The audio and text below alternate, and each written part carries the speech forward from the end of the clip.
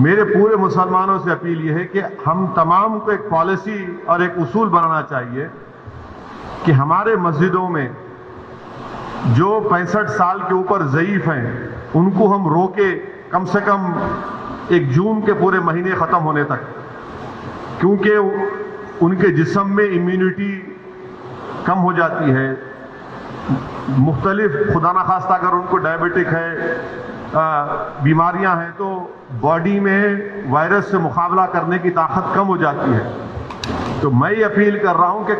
8 جون کو انشاءاللہ تو کھل جائیں گے، مگر کم سے کم جون کے ختم ہونے تک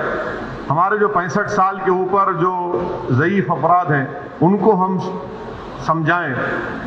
ان سے ریکویسٹ کریں کہ کم سے کم جون کے ختم ہونے تک آپ تھوڑا مسجد کو مت جائیے، گھر میں نماز پڑھیے۔ جو نوجوان ہیں جو ذرا مسجدوں کو کم جاتے، اب وہ جا کر مسجد کو آباد رکھے۔ تیسرے یہ کہ مساجد میں اگر کارپیٹ ہے اور اس کارپیٹ کو نکال سکتے آپ تو فوراً نکال کر پتھر کے اوپر نماز پڑھنا چاہیے، کیونکہ کارپیٹ میں ایپیڈیمولوجسٹ اور جتنے ہیلتھ ایکسپرٹ سے ڈاکٹرز وہ بولتے ہیں کہ کارپیٹ میں بہت سے جراثیم جم جاتے اور اس سے ہو سکتا ہے کہ خدا نخواستہ کسی کو وائرس لگ سکتا۔ تو چوتھی بات کام ہم کو یہ کرنا چاہیے کہ مساجد میں بیت الخلاء اور وضو کا انتظام نہ رکھیں، کیونکہ وہ وضو کرتے کلی کرتے اور پھر آپ آ کے نماز پڑھتے تو لوگ گھر سے ہی اپنے وضو کر کر آئیں، اور نماز جب پڑھیں گے تو نہیں معلوم مفتی اکرام کو فیصلہ کرنا ہے کہ اگر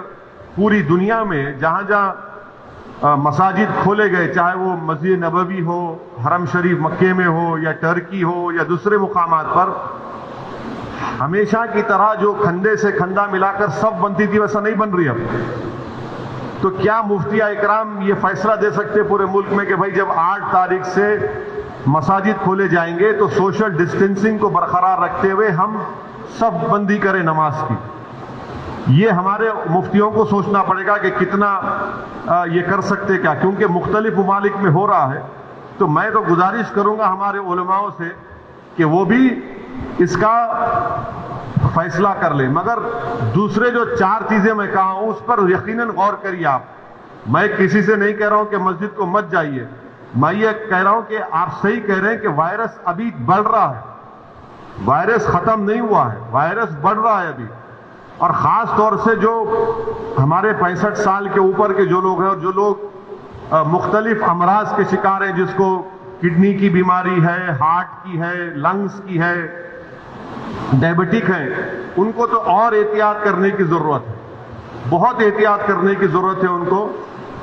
کیونکہ ان کی جان کو بچانے کا ہے۔ یقیناً ہم کو ایک روحانی اور قلبی سکون ملتا ہے جب ہم اللہ کے گھر میں جا کر سر و سجود ہوتے ہیں،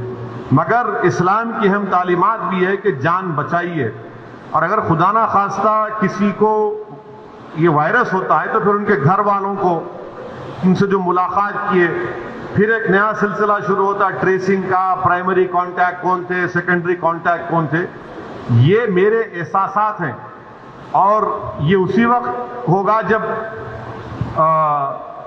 ہمارے تمام مفتی اکرام چاہے وہ کسی بھی مکتب فکر کے ہوں،